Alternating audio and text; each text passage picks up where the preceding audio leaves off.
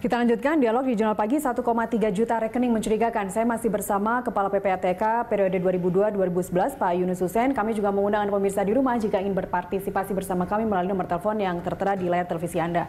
Pak Yunus, kita lanjutkan. Jika memang pasal dalam anti money laundering atau TPPU itu tidak efektif untuk memberikan jera bagi para pelaku atau para koruptor ini, apa yang harus diperbaiki dalam hal ini? Jadi selain hukuman badan ya, karena pendekatan pencucian uang itu mengejar aset ya dalam rangka mengurangi kriminalitas. Jadi asetnya harus dikejar semaksimal mungkin di dalam luar negeri, dirampas untuk negara karena itu merugikan keuangan negara. Jadi bukan hanya denda pidana tapi uang pengganti juga harus optimal ya. Mungkin bisa lebih jerah. Tapi satu lagi yang penting kalau menurut saya, hukuman sosial kita kurang, tidak ada di Indonesia. Tapi KPK sudah mulai menggunakan borgol supaya nggak pada gaya, supaya nggak bisa kasih salam meta lagi nih para terdakwa nih. Jadi ada yang prinsip dalam pemberantasan korupsi namanya naming and shaming ya. Disebut namanya dipermalukan. Nah, hukuman sosial di Indonesia misalnya untuk kerja sosial, misalnya jadi bersih-bersih di kelurahannya, di kampungnya atau di kantornya, itu untuk piring. Lebih efektif. Undang-undang kita belum mengatur itu. Seharusnya Presiden buat perpu mengubah sanksi pidana untuk koruptor. Ada namanya community service sentence, hukuman untuk melayani, memberikan manfaat kepada masyarakat karena masyarakat udah dirugikan. Ini konsepnya namanya restoratif justice ya. Tapi ini hanya berlaku untuk tindak pidana ringan bukan Pak, yang 1-2 tahun. Kalau ini harusnya untuk korupsi bisa diperlakukan. Kalau enggak susah memberantas korupsi ini. Mencegahnya juga harus baik, sistemnya harus diperbaiki. Kita mau buat iktp saja gagal. Kalau pencegahan tidak berhasil, menindak itu capek itu, nggak pernah habis lamanya itu.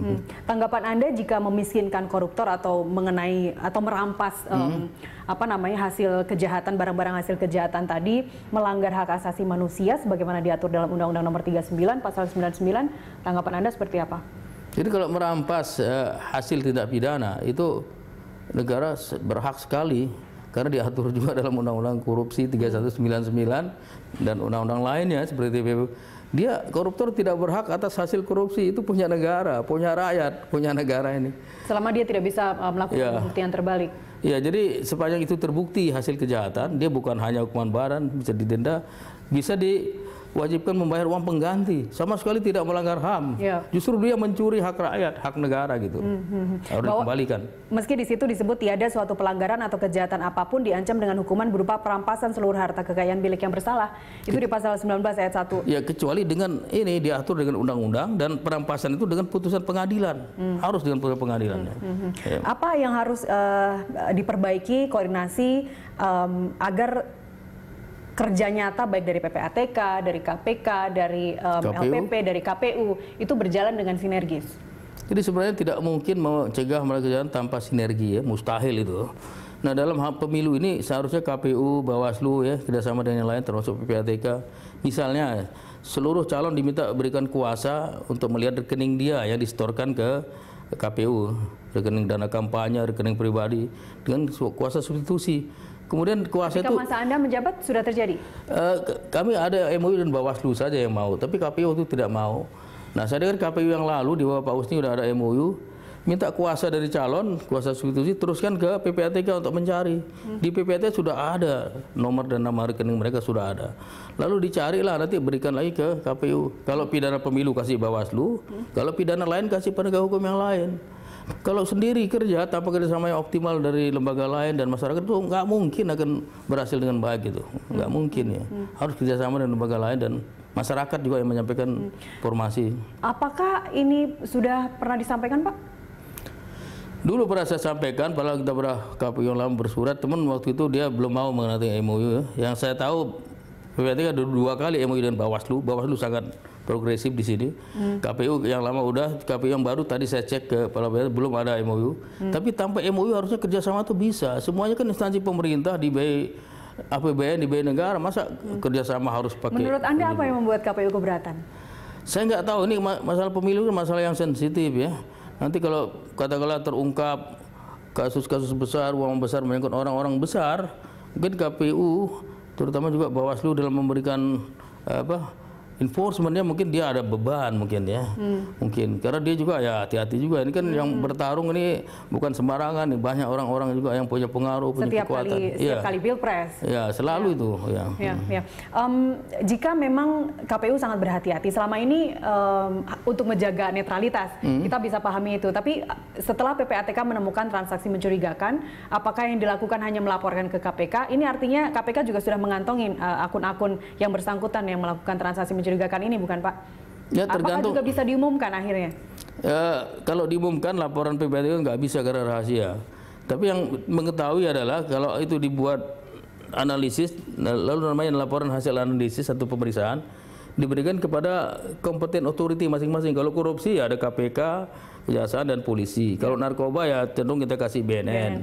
Kalau pidana umum lainnya biasanya polisi. Jadi penyidiknya harusnya udah dikasih, kalau udah ada hasil analisis indikasi pidana dari transaksi mencurigakan tadi gitu. Setiap pidana korupsi, apakah Anda bisa memastikan itu diteruskan sebagai tindak pidana pencucian uang? Korupsi bisa ada pencucian uang, bisa juga enggak. Dia bisa jadi pencucian uang kalau hasil korupsi itu disembunyikan, disamarkan asal usulnya sehingga seolah-olah kelihatan dari sumber yang sah. Nah itu melahirkan pidana baru yang namanya cuci uang. Ada namanya concursus realis, gabungan tindak pidana korupsi dan cuci uang. Tapi kalau korupsi katakanlah untuk orang-orang kecil terus hanya untuk makan sendiri, kalau disebut cuci uang saya kira susah ya. Karena cuci uang itu adalah hasil kejahatannya ada, disembunyikan, disamarkan untuk menutupi asal usulnya, itulah cuci uang. Tapi kalau dia korupsi karena kebutuhan, needy, dia makan aja, itu cuci uangnya tidak ada. Tapi kalau greedy corruption, para rakus, serakah, bisa cuci uang kecenderungan itu. Selama ini yang sudah divonis politisi-politisi yang korupsi itu terkait dengan pencucian uang? Ya dari kasus yang di KPK mulai dari Wa'udan Nurhayati sampai ke belakang, sebagian besar terkena korupsi dan cuci uang. Dan korupsi di sini bukan korupsi yang karena kebutuhan, tapi lebih banyak karena tadi udah cukup tapi masih nambah terus, ya greedy corruption lah kita sebut. Atau kebutuhan untuk nyalek lagi di periode bisa berikutnya. juga untuk nyalek lagi pasti itu, biar tetap permanen di sana punya power di. Termasuk apakah motifnya itu mengkonversi uang-uang curian mereka menjadi barang-barang investasi atau untuk bisnis? Bisa. Jadi hasil kejahatan tuh disembunyikan asal-usul dengan berbagai cara. Jadi bisa lewat perusahaan yang dia kendalikan, bisa lewat perusahaan lain yang dia numpang lewat, bisa beli aset-aset tanpa nama seperti emas, uang, bisa juga taruh di luar negeri seperti Panama Paper, offshore convention, bisa investasi-investasi yang kadang-kadang susah melacaknya, bisa di luar negeri atau bentuknya agak susah melacak seperti derivatif produk ya, atau produk-produk lain. Jadi berbagai cara bisa lakukan. Cuci uang itu berbagai cara. Dan mayoritas mereka yang melakukan pencucian uang itu selalu punya punya nomor rekening di luar negeri, menjadi nasabah bank luar negeri? Tidak semuanya, tapi salah satu cara untuk cuci uang itu adalah offshore conversion, dengan main di luar, seperti dalam kasus Panama Papers ataupun kasus-kasus yang lain, yang menggunakan kemudahan-kemudahan di luar dalam buka rekening, buka perusahaan, pajak, biasa safe haven country atau tax haven country. Ada negara tetangga kita juga yang seperti ini karakternya. Aliran TPPU ini dari korupsi, narkoba, dan juga perpajakan, mana yang paling besar selama ini, Pak? Paling besar selama berapa tahun risk assessment dilakukan oleh PPATK dan instansi terkait, itu paling tinggi narkoba, paling tinggi. Nomor 2 korupsi, yang ketiga tidak pidana perpajakan. Ini kita lihat faktanya memang seperti itu. Narkoba nggak turun, korupsi juga kita angkanya belum sampai angka 4 untuk CPI-nya, Corruption Perception Index. Kemudian perpajakan juga kita lihat masih katakanlah ada penyimpangan, tax ratio juga masih rendah ya, sekitar 12%. Tren korupsi, kemudian penyuapan, kejahatan, kerah putih ini, apakah menurut Anda sesuai statistik PPATK terus meningkat? Laporan pasti meningkat terus ya. Jadi laporan itu dia pasti meningkat terus karena bukan saja melapor banyak, transaksi banyak, apalagi menjelang tahun-tahun politik ya. Kecenderungannya seperti yang laporan tadi, seperti pada periode pasti meningkat kecenderungannya. Karena kebutuhan akan uang dia lakukan dengan berbagai cara, dapatnya akan menimbulkan transaksi-transaksi tunai atau transaksi mencurigakan yang dilaporkan. Gitu. Artinya Pak Yunus, jika sekarang media memberitakan 1,3 juta rekening mencurigakan. Ini di benak para politisi yang kemungkinan melakukan transaksi mencurigakan ini, mereka santai-santai saja? Ya kalau dia tahu dia dilaporkan, sebenarnya dia nggak santai juga, dia bisa was-was juga ya. Tapi saya lihat tadi transaksi yang dilaporkan ya, bisa 1,3 itu bisa bukan rekeningnya sebesar itu, bisa satu rekening dipakai berkali-kali. Bisa was-was kalau dia tahu, biasanya dia khawatir biasanya. Karena setiap karena ada indikasi nanti bisa ke tidak pidana, bisa juga enggak ya. Tidak selalu pidana mencurigakan itu, tapi bisa juga tidak. Ya. Tapi was-was itu sebenarnya sudah kondisi psikis yang baik begitu ya. Artinya kondisi dia tidak yang baik. Santai-santai saja melihat PPATK terus melakukan pemeriksaan. Ya, jadi kalau itu politisi harus didalami ya. Tapi bisa juga indikasi pidana, bisa juga tidak ya.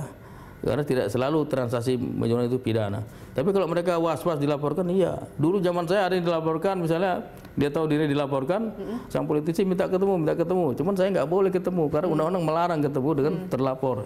Ya. Akhirnya ketemu nggak Pak? Nggak ketemu karena ada larang undang-undang di pasal 11, itu namanya tipping off, anti tipping off. Nggak boleh bocor informasi terhadap terlapor. Baik, kita masih punya satu segmen lagi Pak Yunus, kita lanjutkan di segmen berikutnya. Kami kembali saat lagi.